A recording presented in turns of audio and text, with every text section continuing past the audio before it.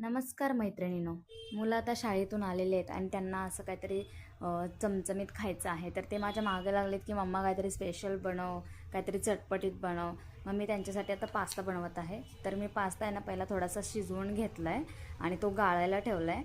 आणि त्याच्यातलं पाणी पूर्ण गाळून झाल्यानंतर आहे ना त्याच्यामध्ये तेल घालून मिक्स करून थोडंसं ठेवायचं, कारण ते चिपकू नये म्हणून.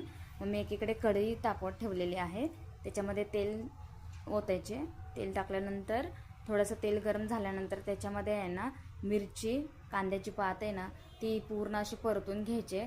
ते परतल्यानंतर आपले जे कॉर्न आहे ते कॉर्न परतून घ्यायचे आहेत आणि गाजर आणि बीट किसून घेतलेलं आहे मी, थोडंसं मुलांना हेल्दी खायला असावं म्हणून.